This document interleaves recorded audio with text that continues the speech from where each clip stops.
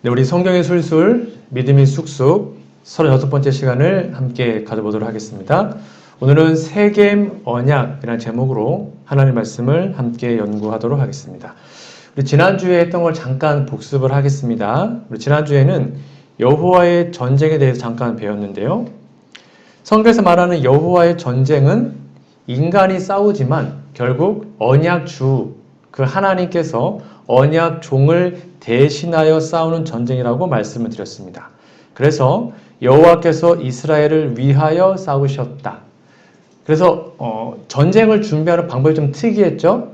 변을 잘 넣어서 잘 처리하고 그 다음에 몸과 마음을 정결하게 하는 게 전쟁의 포인트였습니다. 뭐 총검술 배우기 이런 것이 아니었고 정결하게 되는 게. 왜냐하면 그렇게 돼야지만 하나님께서 임재할 수 있거든요. 그래서 하나님의 군사들에게 가장 필요한 전술은 자신을 성결하게 하는 일입니다. 그러면 지금 우리에게도 물론 말씀 공부도 해야 되고 기도도 해야 되고 여러 가지 사업을 해야 되지만 정말 중요한 것은 하나님이 우리 교회에 우리의 가정에 임할 수 있도록 우리가 정결하게 준비되는 것이 가장 중요하다고 말씀을 드렸습니다. 지난 시간에 제가 좀 시간이 없어서 못했던 부분을 먼저 하고 바로 이어가도록 하겠습니다. 여러분, 성경에 나오는 대표적인 사형제도, 사람을 이제 어떤 큰 죄를 지으면 사형을 시키지 않습니까? 그 대표적인 사형제도가 뭐가 있을까요? 성경에서. 아니요, 구약 성경에서 뭐가 있을까요? 유대법에는 뭡니까, 원래는? 원래는 돌을 쳐가지고 돌 들어서 죽이는 게 원래 보편적인 유대인들의 사형제도였습니다. 그리고는 뭐 화형도 있었고요. 그 다음에 아주 특이한 것이 나무에 매달아서 죽이는 것이 여호수아서에 기록되어 나오는데요. 여호수아 10장에 보면 그날 후에 여호수아가 그 왕들을 쳐 죽여 5 나무에 매달고 저녁까지 나무에 달린 채로 두었다. 그러니까 여호수아가 이스라엘 백성들을 데리고 가나안 땅을 점령한 다음에 그 이방인들 죽일 때가 좀 특이했습니다. 이방인들의 왕들을 죽여서 어디 달았어요? 나무에 달아요. 근데 나무에 단 다음에 27절에 보시면 해질 때에 여호수아가 명령하며 그들의 시체를 나무에서 내립니다. 왜 여호수아는 그 당시에 어떤 사형법처럼 돌로 던져 죽이거나 아니면 목을 베거나 그렇게 한 것이 아니라 왜 나무에 달아서 죽였을까요? 이것 또한 여호수아가 언약의 말씀을 근거로 행동한 것입니다. 이 말씀이 하나 더 있습니다. 여호수아 8장 29절도 보면 아이성을 점령한 다음에 이렇게 나와 있습니다. 저녁 때까지 그 아이 왕을 나무에 달았다가 해질 때에 명령하여 그의 시체를 나무에서 내립니다. 그러니까 죽인 다음에 왕들을 나무에 매달고 해가 질 때는 나무에서 내려요. 이것은 지금 여호수아가 뭐 기분 내키는 대로 한 것이 아니라 여호수아는 아주 철저하게 신명기의 말씀을 근거로 행동했던 사람이거든요. 이 말씀이 신명기서에 기록이 되어 있습니다. 아마 이 말씀을 외우신 분들은 별로 없을 건데요. 여러분, 신약 성경과 특별히 십자가를 이해하기 위해서 이 말씀은 별표 100개짜리입니다. 외우기도 쉽습니다. 신명기 21장 22절 23절 21, 22, 23 그렇게 외우시면 돼요. 요거는 나중에 신약 공부할 때 제가 다시 설명드리겠지만 여호수아는 철저하게 이 말씀을 근거로 해서 왕들을 처리합니다. 여기 보면 사람이 만일 죽을 죄를 범함으로 내가 그를 죽여 나무 위에 달거든 그 시체를 나무 위에 밤새도록 두지 말고 그날에 장사하여 내 하나님 여호와께서 내게 기업을 주시는 땅을 더럽히지 말라. 그 다음이 중요한데요. 나무에 달린 자는 하나님께 저주를 받았음이니라. 이것이 바로 여호수아가 이스라엘 백성을 데리고 가나안 땅에 들어가서 그 가나안의 이방 왕들을 나무에 달아 죽인 이유입니다. 나무에 달린 자는 저주를 받았다. 그러니까 하나님께서 어떠한 죄인에게 할 수 있는 최고의 나쁜 벌 같은 게 바로 하나님의 저주거든요. 그 저주를 받은 게 나무에 달린 자라고 했습니다. 근데 이게 바로 신약에 가서 십자가에서 다 적용이 됩니다. 이거 꼭 기억해 주세요. 21장 22절, 23절, 21, 22, 23 요거 잘 기억해 두시면 나중에 십자가를 공부할 때 아마 큰 도움이 될 거라고 생각이 됩니다. 자, 이제 오늘 말씀으로 좀 돌아보도록 하겠습니다. 우리가 이제 여호수아서를 지금 함께 배우고 있는데요. 제가 여호수아서는 역사서의 첫 책인데 이 역사서를 해석하기 위해서는 무엇을 근거로 해야 된다고 했어요? 신명기. 그러니까 공부하시다가 막히면 다시 신명기를 가셔야 됩니다. 그래서 신명기 말씀을 확인하셔서 비교한 다음에 해석하시는 게 패턴이라고 말씀을 드렸습니다. 특별히 이 여호수아서는 언약의 땅을 정복한 다음에 그 땅을 분배하는 이야기라고 했습니다. 그래서 이 여호수아가 얼마나 신명기 말씀에 순종했는지를 몇 가지만 더 설명을 드리도록 하겠습니다. 여러분, 전쟁을 하면 전쟁에 전리품이 생깁니다. 그렇죠? 또는 금이나 은이나 어떤 재물도 탈취할 수 있고요. 아니면 그 적군이 썼던 말이나 아니면 뭐 소나 어떤 가축들을 데리고 올 수도 있죠. 특별히 전쟁한 다음에 그 당시에는 전쟁할 때 뭘 많이 탔어요? 말을 많이 탔죠. 말은 정말로 전차 같은 아주 중요한 전쟁 도구였습니다. 근데 여호수아가 전쟁을 다 마칩니다. 그러니까 여리고성을 무너뜨린 다음에 아주 희한한 일을 합니다. 그게 바로 여호수아서 11장 9절에 기록되어 있습니다.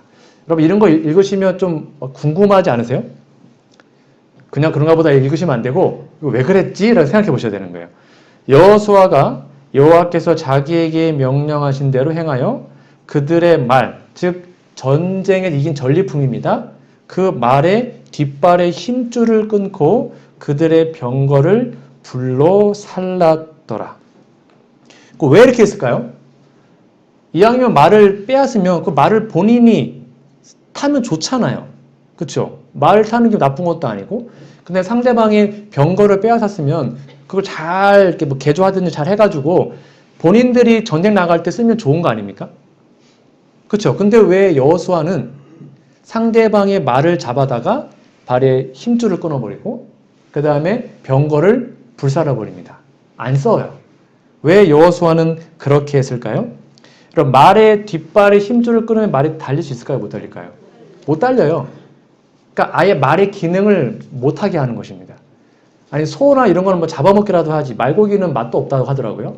이건 잡아먹지도 못하는 건데 말의 뒷발에 힘줄을 끌어넣어서 그냥 말들을 다 쉽게 말하면 불구로 만들어버린 거예요. 왜 이렇게 했을까요?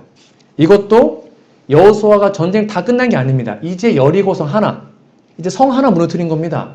그러면 금, 은 아니면 말, 어떤 전차 같은 게 많아야 전쟁에 유리할 텐데 왜 여호수아는 이렇게 이상한 일을 했을까요? 그 이유가 뭘까요? 그 말들이 많이 있으면은 네. 그로 인해서 승리를 했다고 하나님이 도와주신 것을 인정을 하려고 네. 자기네들이 저거를 해서 승리를 했다고 그렇게 얘기가 맞습니다, 집사님. 그러니까 이 여호수아는 자기 기분대로 한 것이 아니라 이것도 어디 나올까요? 신명기에 나와요. 그러니까 신명기에 나오는 그대로 한 것입니다. 그게 여호수아의 성공의 이유였습니다. 이게 바로 신명기에 답이 나와 있는데 좀 찾아보도록 할게요. 여러분 기억나시는지 모르겠습니다. 신명기 17장에 보면 왕의 규례가 나오는 제가 이거 다 설명을 드렸습니다. 설명드렸는데 여러분 여호수아 11장 9절에다가 신명기 17장 16절을 적어 놓으세요. 짝꿍입니다. 이거를 해석하는 근거 성경절입니다. 그는 즉 왕은 병마를 즉 쉽게 말하면 말들을 병거랑 말들을 많이 두지 말 것이요 병마를 얻으려고 그 백성을 애굽에게 돌아가게 하지 말 것이니 이는 여호와께서 너희에게 이르기를 너희가 이후로는 그 길로 다시 돌아가지 말 것이라 하였음이며 라고 기록합니다. 물론 이 당시에는 여호수아가 왕이 아니었지만 왕의 권한을 갖고 이제 대리자로 백성들을 통치했지 않습니까? 그래서 병거를 많이 두지 마는 것처럼 말 뒷줄에 힘줄을 끊어서 말을 못 쓰게 한 것이 신명의 말씀을 근거로 그대로 한 것입니다. 이게 여호수아가 그렇게 했고요. 또 왕들 중에 이 일을 한 사람이 또 있습니다. 누굴까요? 왕들 중에 말의 힘줄을 끊었다라고 표현된 왕들이 있습니다. 누군지 아십니까? 그 유명한 바로 다윗입니다. 그러니까 다윗이 하나님께 축복받은 방법은 언약 말씀 그대로 순종했기 때문입니다. 이 말씀이 그대로 나와 있습니다. 여기 보시면 사무엘하 8장 4절입니다. 그에게서 마병 1700명과 보병 2만 명을 사로잡고 병거 100대와 떼의 말만 남기고 다윗이 그 외의 병거의 말은 다 발의 힘줄을 끊었더라.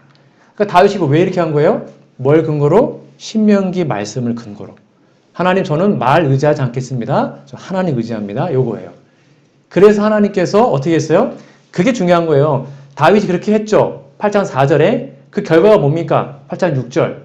다윗이 어디로 가든지 여호와께서 이기게 하시니라. 말이 많아서요? 병거가 많아서? 아니요.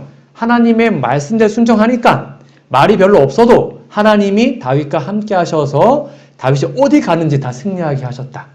이게 패턴이에요. 그러니까 말씀 언약대로 그대로 순종하면 말이 한 마리도 상관없다는 것입니다. 그냥 고함만 질러도 여리고가 무너졌잖아요. 그게 바로 언약 백성의 모습인 것이죠. 여호수아가 그렇게 했고요. 다윗이 그렇게 했어요. 그래서 그들이 하나님의 언약에 심취한 사람이었다는 것입니다. 여러분, 왜 하나님께서 이렇게 신명기 안에서 하나님의 백성들이 배워야 할 이러한 기본적인 규칙들을 말씀하셨냐면 이렇게 기록이 되어 있습니다. 리벤 헤랄드에 나와 있는 말씀인데요. 신명기는 우리 시대에 땅 위에 살고 있는 사람들이 주의 깊이 연구해야 할 책이다. 그러니까 오늘날 저와 여러분들이 지금도 연구해야 될 책이라는 것입니다. 거기에는 모세를 통하여 이스라엘 자손들에게 주시는 교훈들이 들어있고 그 속에는 하나님의 율법이 되풀이되고 있다. 하나님의 율법은 이스라엘 백성들에게 자주 되풀이되었다. 이 교훈들을 잊지 않도록 하기 위해 백성들 앞에 보관되고 높여야 하였다. 부모들은 자녀들에게 그 율법을 한 줄씩 한 줄씩 읽어주고 그 교훈을 하나씩 하나씩 가르쳐야 했다. 이 율법이 신명기입니다. 이 율법에 대한 순종 여부에 이스라엘의 번영이 달렸고 생사가 달려 있었다. 그러니까 우리가 지금 신명기 말씀을 문자 그대로 다 지킬 수는 없어요. 뭐 지금 우리가 말을 끊고 이런 건 아니니까.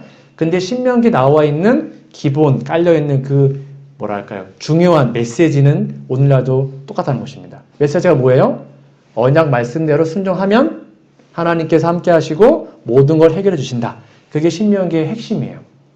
우리가 이해할지 못할지라도 그 말씀대로 순종하면 하나님 책임지신다. 그것입니다. 그걸 배우기 위해서 신명기를 배우는 겁니다. 출애굽기와 신명기를 보다 많이 연구하라. 우리들에게는 신명기와 출애굽기에 대한 연구가 충분치 못하다. 이 책들에는 하나님이 이스라엘을 취급하신 방법이 기록되어 있다. 그러니까 우리의 선조들이 왜 실패했고 어떻게 하면 성공한지 거기 다 나와 있어요. 그래서 그 말씀대로 순종하면 우리는 이 시대에 실패하지 않고 성공할 수 있게 되는 것입니다. 그래서 여호수아가 11장 15절에 이렇게 얘기하고 있죠. 말의 힘줄을 끊었습니다. 그 다음에 여호수아의 평가입니다. 성경에 나오는 평가. 말씀대로 했어요. 여호와께서 그의 종 모세에게 명령하신 것을 모세는 여호수아에게 명령했고요. 여호수아는 그대로 행하여 여호와께서 모세에게 명하신 모든 것을 하나도 행하지 아니한 것이 없었더라. 그러니까 여호수아는 언약 말씀을 100% 그대로 순종했던 사람이었습니다. 이 여호수아가 히브리어잖아요. 히브리 이름인데 다른 말로 호세아라고도 합니다. 같은 말이에요. 여호수아, 호세아 같은 것입니다. 그 호세아가 헬라어로 오면 예수입니다. 그러니까 여호수아는 예수님의 표상적 인물이에요. 이름이 똑같아요. 여호수아는 히브리어, 헬라어를 번역하면 예수. 그래서 예수님이 언약 말씀에 100% 순종한 것처럼 이 여호수아도 하나님의 말씀에 100% 순종했던 예수님의 표상적 인물입니다. 자, 그 배경을 기억하시면서 이제 여호수아 8장으로 가보도록 하겠습니다. 오늘 우리가 함께 공부할 말씀인데요. 여호수아 8장에 가면 아주 엄숙하고 아주 장엄한 의식이 한 가지 나옵니다. 자, 이제 이 배경이 뭐냐면 여리고를 무너뜨렸습니다. 그리고 아간 때문에 실패했지만 아이성을 다시 무너뜨렸습니다. 그러니까 두 성을 지금 함락한 것입니다. 그런 다음에 막 사기가 충천했겠죠. 근데 갑자기 하나님이 전쟁을 멈추신 다음에 어디로 가라고 말씀하십니다. 거기가 바로 에발삼과 그리심산, 그 중간에 있는 세겜이라고 그러는데요. 예, 그 두 산 사이로 가라라고 얘기합니다. 즉 지금 전쟁보다 더 중요한 것이 너희들의 정체성을 다시 한번 확인하는 것이다 라고 말씀하신 다음에 그들에게 세겜으로 가라고 말씀을 하십니다. 왜냐하면 지금 이 전쟁은 단순히 여호수아가요 그냥 어떤 정복력에 따라서 이기적인 마음으로 나라들을 점령하는 것이 아니었습니다. 어떤 탐욕적인 전쟁이 아니었고 가나안 땅은 언약의 선물이었습니다. 아브라함에게 하나님께서 이 땅을 주겠다라고 약속하셨죠. 그래서 그 언약이 이루어지는 순간이었기 때문에 그들의 정체성을 회복하지 않으면 그것을 할 수가 없었던 것이었습니다. 이 부분에 대해서 부저 선지자에 이렇게 나와 있습니다. 이스라엘 백성들은 유업의 땅을 소유하기 전에, 잘 보세요. 그 땅을 막 정복하기 전에 하나님께 대한 그들의 충성의 언약을 새롭게 하여야 했다. 이 계속 나오는 겁니다. 뭔가 하기 전에 언약을 완벽하게 다시 한번 재건하고 해야지만 하나님 함께 할 수 있으니까. 모세의 마지막 권면에는 이스라엘 모든 지파는 하나님의 율법을 엄숙히 인식하기 위하여 아까 봤죠? 지도에서 세겜에 있는 에발산과 그리심산에 모이라는 지시가 2번이나 주어져 있다. 그래서 아직 전쟁을 다 하지 않았는데 아직 정복도 안 했는데 잠깐 멈추고 이 말씀에 따라서 에발산과 그리심산 그 중간에 있는 세겜으로 가게 됩니다. 왜요? 그들의 마음속에 언약 말씀을 다시 한번 새기고 자신의 정체성을 확립하기 위해서 그 일을 한 것입니다. 여러분 그들의 언약 갱신을 위해서 세겜으로 갔는데 한번 생각해 보실까요? 여러분 지금 여기 지금 여리고를 쳤어요. 그리고 이 근처가 아이성입니다. 그리고 여기 길갈에 진을 치고 있습니다. 지금 길갈에서 에발산과 그리심산으로 올라가야 되는데 이 거리가 좀 공부해 보니까 약 한 32km 정도 된다고 합니다. 그러니까 걸어가려면 멀어요, 안 멀어요? 먼 거리입니다. 약 80리 길. 근데 가는 길에 다른 지역들을 정복한 땅이 아닙니다. 아직 적들이 있는 땅이에요. 그리고 지금 전쟁 중인데 길갈의 본진을 다 비우면 막 나머지 나라가 길갈 쳐들어오면 그냥 속수무책이거든요. 그럼에도 불구하고 하나님이 가라고 하시니까 전쟁 중인데 남의 땅을 그냥 지나갑니다. 이거 정말 위헌천만한 행동이었습니다. 그런 하나님께 대한 믿음을 갖고 이 일에 순종하게 됩니다. 여러분 여기 세겜이라고 중간에 땅이 있는데 여러분 세겜 하면 떠오르는 게 어떤 이미지죠? 여기 답에다 써 있습니다. 세겜은 언약의 성지입니다. 그러니까 이거 우리가 지금 창세부터 배웠는데 그걸 이제 까먹으시면 이제 또 헷갈리시는 거예요. 이거 세겜이 어디에 붙어 있더라고요. 왜 그래? 지금은 안 돼요. 여러분 세겜이 어떤 곳이죠? 네, 다시 하겠습니다. 네, 세겜은 창세기 12장에 보면 아브라함이 여기 보십시오. 그 땅을 지나 세겜 땅 요게요. 모래 상수리 나무에 이르니 그때에 가나안 사람이 그 땅에 거주하였더라. 여호와께서 아브라함에 나타나 이르시되 내가 이 땅을 내 자손에게 주리라 하신지라 자기에게 나타나신 여호와께 그가 그곳에서 즉 세겜에서 제단을 쌓. 그러니까 아브라함이 가장 처음을 제단을 쌓고 하나님이 이 땅을 너에게 줄게라고 말씀하신 장소가 세겜 땅이에요. 그러니까 세겜 땅에 장막 천 다음에 제단을 쌓고 그때 하나님께서 이 땅을 너에게 주겠다라고 약속한 땅이 세겜입니다. 됐죠? 그러니까 최초의 하나님께서 약속으로 말씀하신 땅이 세겜이에요. 여기에 모래 상수리 나무가 있고요. 여기에 막벨라 굴이 있어서 아브람, 이삭, 야곱, 요셉 다 거기에 장사 지냈죠? 거기가 세겜입니다. 여러분 까먹으시면 안 됩니다. 그러니까 이렇게 약 500년 전에 하나님께서 아브라함에게 이 세겜 땅에서 내가 이 땅을 너에게 주겠다라고 말씀하신 다음에 약 500년 뒤에 드디어 그 언약의 말씀이 성취되는 순간이에요. 그러니까 얼마나 놀라운 것입니까? 부도 선지자에 이렇게 나와 있습니다. 여호수아가 죽기 전에 각 지파의 두령과 대표자들은 그의 소집에 응하여 다시 여기서 있죠. 세겜이 다시 모입니다. 온 가나안 땅에서 이곳처럼 즉 세겜처럼 매우 많은 신성한 연상을 일으키고 저희 마음에 아브라함과 야곱을 더불어 세우신 하나님의 언약을 회상하게 하고 또한 저희 자신들이 가나안 땅에 들어가서 맺은 엄숙한 서약을 언약을 기억나게 하는 곳은 없었다. 그러니까 아브라함과 이삭과 야곱과 그런 모든 사람들이 세겜을 언약의 성지로 삼았고 아주 중요한 언약의 중심지가 세겜이었다. 그렇게 이해하시면 되겠습니다. 드디어 그 언약이 아브라함 언약이 500년 만에 이스라엘 백성들이 불순종하고 저 하나님의 말씀을 계속 떠났음에도 불구하고 하나님이 신실하셨기 때문에 하나님이 그 언약을 지키시고 이루어 주셨는 그 날이 바로 요때 이루어지게 된 것입니다. 역사적인 날이죠. 그래서 여호수아가 이 말씀도 그냥 하는 것이 아닙니다. 말씀을 근거로 이렇게 한 것입니다. 모세가 이렇게 명령했거든요. 신명기 11장 29절 30절입니다. 여기에다가 창세기 12장 아까 6절 7절 적어 놓으시면 돼요. 짝꿍입니다. 내 하나님 여호와께서 내가 가서 차지할 땅으로 모세가 하는 말입니다. 너를 인도하여 들이실 때에 너는 그리심산에서 축복을 선포하고 에발산 아까 배우셨죠? 지리에서 보셨죠? 에발산에서 저주를 선포하라. 이 두 산은 요단강 저쪽 곧 해디는 쪽으로 가는 길 뒤 길갈 맞은편 모래 상수리 나무 아까 창세기 12장 6절에서 봤죠? 아브라함이 처음에 잠만 쳤던 곳 거기가 모래 상수리 나무였죠? 그 곁에 아라바에 거주하는 가나안 족속의 땅에 있지 아니하냐. 이렇게 모세의 명령대로 아브라함 그리고 모세의 명령대로 여호수아가 백성들을 데리고 드디어 여기 세겜 땅에 이르게 된 것입니다. 아까 보신 것처럼 여기 세겜 땅에는 뭐가 있어요? 산이 두 개 있습니다. 에발산과 그리심산 두 개가 있습니다. 그리고 알다시피 그리심산은 축복의 산이고요. 에발산은 저주의 산이었습니다.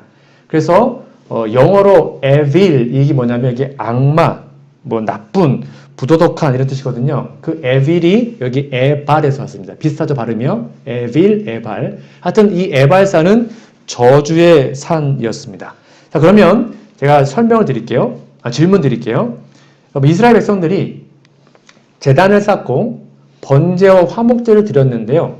왜냐하면 이제 번제 화목제가 언약 갱신의 제사였거든요. 그러면 그 제단을 어느 산에다가 쌓았을까요? 그리심산 축복의 산입니까? 아니면 에발산 저주의 산이었을까요? 이스라엘 백성이 언약 갱신을 위해서 제단을 쌓았던 산이 어디였을까요? 어디였을까요? 다시요. 그리심산 축복이고요. 에발산은 저주입니다. 그럼 어디에 쌓았을까요? 네, 지사님 정답입니다. 축복의 산이 아니라 저주의 산에다가 쌓았습니다. 이게 아주 의미가 있는데 왜 그렇게 했냐면 이렇게 써 있습니다. 여호수아 8장 3절에 보시면 그때 여호수아가 이스라엘 하나님 여호와를 위하여 에발산, 이 저주의 산입니다. 에발산에 한 제단을 쌓았다라고 기록합니다. 왜 하필이면 이왕이면 축복의 산에 쌓으면 좋은 거 아니에요? 근데 왜 저주의 산에다가 제단을 쌓고 거기에 번제 화목제를 들어서 언약 갱신을 했을까요? 이렇게 이런 의미가 기록이 되어 있습니다. 보십시오. 부조선지자 500페이지입니다. 그 이유가 나와 있어요. 왜 하필이면 에발산이었나? 저주산이었나? 이 기념비 곁에는 다듬지 않은 돌로 제단을 만들고 그 위에 여호와께 희생 제물을 드렸다. 저주가 선포된 에발산에 제단을 쌓았다는 사실은 그 다음 중요합니다. 이스라엘이 하나님의 율법을 범한 까닭으로 당신의 분노를 초래했다는 것과 그러니까 이스라엘 백성들이 율법을 잘 지켜서 온 게 아니라는 것입니다. 언약을 계속 어겼잖아요. 근데 하나님의 율법을 범했고 하나님의 분노를 초래했다는 것과 그게 첫 번째 이유고요. 그 다음입니다. 희생 제단이 대표한 바 그리스도의 속죄가 없었다면 당장의 형벌이 내렸을 것임을 나타내는 의미심장한 것이었다. 그러니까 원래 그 저주의 산에서 그들이 저주받아서 죽어야 되는데 언약을 어겼기 때문에 근데 희생 제물, 언약 보증인 예수님 때문에 다시 한번 살 수 있는 기회를 줬다. 그래서 에발산에다가 제단을 쌓은 것입니다. 그러니 너희가 잘나서 여기 온 것이 아니라 다 하나님의 은혜로 왔음을 잊지 말아라 라고 하나님이 말씀하신 거예요. 그것이 바로 요거의 의미입니다. 그래서 제가 여러분께 거듭 말씀드렸잖아요. 언약의 핵심이 뭐라고 했어요? 그 당시에 고대 근동의 언약과 제가 지난 토요일 말씀드렸습니다. 하나님과의 언약 사이에 가장 큰 차이가 뭐라고 했어요? 원래 언약은 후속 조치가 없어요. 언약 어기면 죽는 거예요. 짐승 가르듯이 죽는 것입니다. 용서가 없어요. 원래 언약 용서가 없어요. 어기면 죽는 거예요. 그런데 하나님 언약은 용서가 있어요. 누구 때문에? 언약 보증인. 까먹지 마세요. 언약 보증인. 대신 우리 위해서 보증을 쓴 분이 계시다는 것입니다. 그게 언약의 핵심이에요. 그 언약 보증이 우리 위해서 대신 보증을 서서 우리 위해 죽으셨기 때문에 우리는 비록 지금 이렇게 언약을 어기는 참 나쁜 하나님의 백성들이지만, 부족한 언약 백성들이지만 살 수 있는 기회가 있는 것이죠. 그것이 바로 희생 제물이 불태워질 때 바로 그 저주의 산에서 축복의 말이 반대편 울려지는 것을 우리는 이해할 수 있게 된 것입니다. 여호수아 8장 32절에 보면 이렇게 기록되어 있는데요. 여호수아가 거기서, 즉 저주의 산입니다. 에발산에서 모세가 기록한 율법을 이스라엘 자손의 목전에서 그 돌에 기록하매라고 나와 있습니다. 즉 저주의 산에다가요, 제단 쌓고 언약 갱신합니다. 그 다음에 돌을 가져온 다음에 그 돌에다가 기록을 합니다. 뭘 기록했어요? 말씀을. 신명기의 말씀을 돌에다가 기록을 합니다. 백성들이 볼 수 있도록 다시 한번 기록을 합니다. 그 위에다가 모세가 기록한 율법도 써있죠. 모세가 기록한 율법, 특별히 신명기 말씀을 기록했다고 설명하고 있습니다. 자, 이렇게 보시면 부전전자 500페이지입니다. 모세의 지시를 따라 에발산의 큰 돌로 만든 한 기념비를 세웠다. 전에 석고를 발라서 준비해 두었던 이 돌들 위에 율법을 새겼습니다. 이건 그냥 십계명 새긴 것이 아니고요. 두 돌판이 아니라 따로 율법을 새긴 것입니다. 이 율법에는 시내산에서 반포되고 돌비에 기록된 십계명뿐 아니라 하나님께서 모세에 결하시고 그가 책에 기록된 율법, 즉 모세오경과 특별히 신명기를 아주 자세하게 기록되어 있습니다. 모든 사람들은 언약의 말씀을 받아들인다는 표시를 해야 했고요. 그것을 준수하면 축복을 받고 게을리하면 저주를 받게 된다는 사실에 동의해야 됐습니다. 이거 제가 설명 계속 드렸습니다. 언약 맺을 때는 축복과 저주를 그들이 자신 입으로 말해야 됐습니다. 율법을 기념비에 기록했을 뿐 아니라 온 이스라엘이 듣는 가운데서 여호수아가 봉독하였다.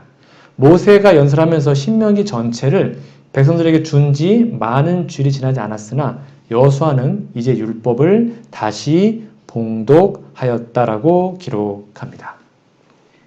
이것이 굉장히 중요하다는 것입니다. 전쟁을 멈추고 지금 여호수아는 그 백성들에게 다시 한번 뭘 강조했어요? 언약 말씀, 신명기 말씀을 다시 한번 강조하고 벽에다 새기고 이거 읽어라, 이거대로 살아야 된다라고 거듭 강조합니다. 왜요? 그래야 그들이 이제 남아있는 수많은 전쟁에서도 승리할 수 있었거든요. 그들의 마음속에 율법이 새겨지지 않으면 하나님이 임재할 수 없었거든요. 그래서 그것이 전쟁보다 더 중요한 그들의 정체성의 모습이었던 것입니다. 그래서 여호수아 8장을 여러분 세겜 언약이라고 이해하시면 됩니다. 제가 지금까지 언약 공부하면서 중요하다고 말하던 걸 여러분 다 기억하시는지 모르겠지만 창세기에서 가장 중요한 장이 뭐라 그랬어요? 언약에서 창세기 15장 하나님이 아브라함과 언약 맺은 거 횃불 언약 그거 꼭 기억하라 그랬고요.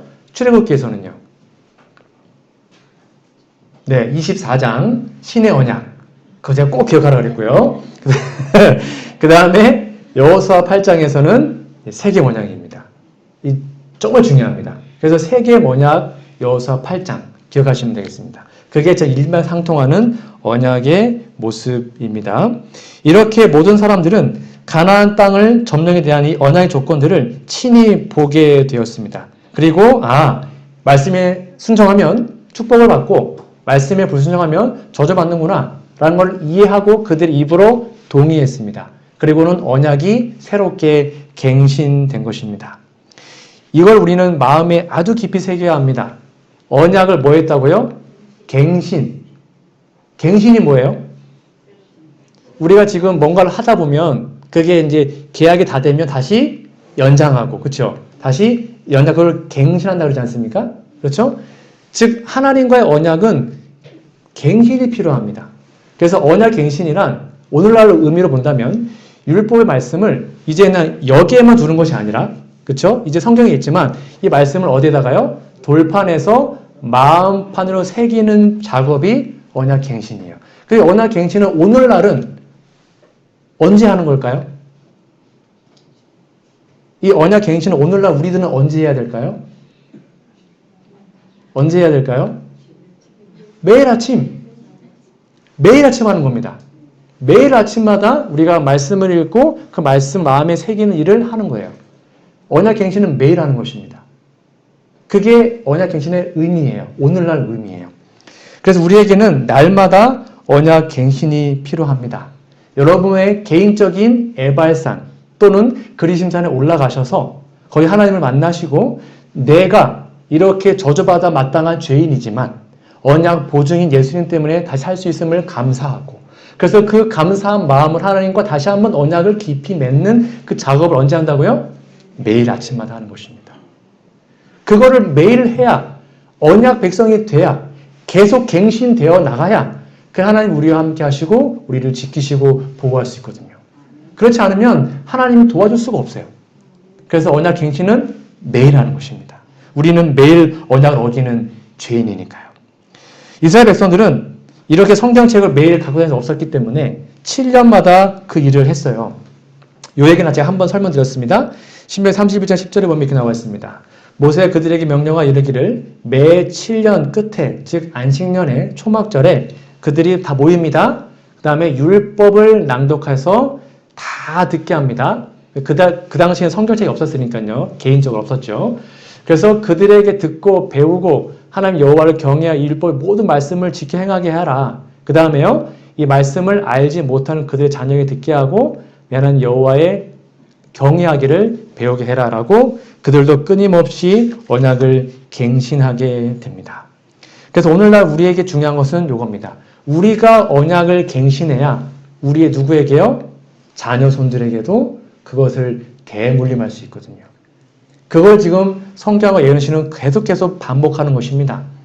마지막으로 말씀만 읽고 말씀을 하겠습니다. 하나님께서는 당신의 친임성으로 그들에게 말씀하셨고 손수 살아있는 당신의 말씀을 기록하셨으며 진리로 빛나고 생명이 넘치는 이 복된 말씀을 사람들에게 완전한 안내자로 맡겨주셨다. 그런데요, 사단이 하는 일이 있습니다. 사단은 주의 언약과 계속 언약이 나오는 거예요. 요거로부터 사람들의 마음을 돌아서게 합니다. 그것에 대한, 즉 언약에 대한 애착심을 버리게 하고요. 그 노력을 많이 합니다. 그러므로 우리는 그것들, 즉 언약에 대하여 뜻을 굳게 하고 그것들을 마음에 새기는 일에 더욱 부지런히 해야 돼요. 매일 하는 것입니다. 매일. 사단은 언약을 어기게 우리를 속이고 있거든요. 그래서 계속 반복되어 하는 말이 요겁니다. 그 작업이 바로 바울이 했던 것입니다. 예수를 따르려면 출발부터 전적인 회심이 요구되고요. 이런 회심은 언제요? 매일 반복되어야 된다. 바울이 날마다 죽노라. 그게 요 말이에요. 언약을 갱신한다 그 말입니다. 요게 오늘날 말하면 그거예요. 처음 회심했을 때 우리의 헌신이 아무리 철저했을지라도 그렇잖아요. 막 처음에 막 뜨거웠을지라도 그 말이에요. 뜨겁고 막 눈물 흘리고 막 그렇게 예수님 받아들였을지라도 그게 식어야 자꾸. 그렇지 않습니까? 이게 그 말이에요. 처음 회심했을 때 우리 헌신이 아무리 철저했을지라도 그 회심의 경험이 매일 새롭게 되풀이되지 않으면 첫 회심이 우리에게 아무런 유익이 줄 수 없다는 것입니다. 옛날 뜨거웠을지라도 그 마음이 매일매일 우리 마음속에 갱신되고 되풀이되지 않으면 옛날 왕전에 뜨거웠던 그 의미가 없다는 거예요. 그래서 예수님은 언약을 계속 갱신하라고 말씀하셨고 구약 당시에 오늘날 우리에게는 매일 아침마다 그 언약 갱신 의식이 필요하다라고 우리에게 권면하시는 것입니다. 많이 묻어지니까. 자꾸 영적으로 식어가니까. 아침마다 하나님을 붙잡고 하나님께 기도하고 내 마음속에 혹시 저주의 모습이 있는지 하나님께 내어달리는 것. 그것이 언약 갱신을 여러분 기억하시기 바랍니다. 그래서 제가 새벽 기도할 때마다 늘 읽어드리는 말씀이 있습니다. 이 말씀 같이 읽어보고 오늘 말씀 마치겠습니다.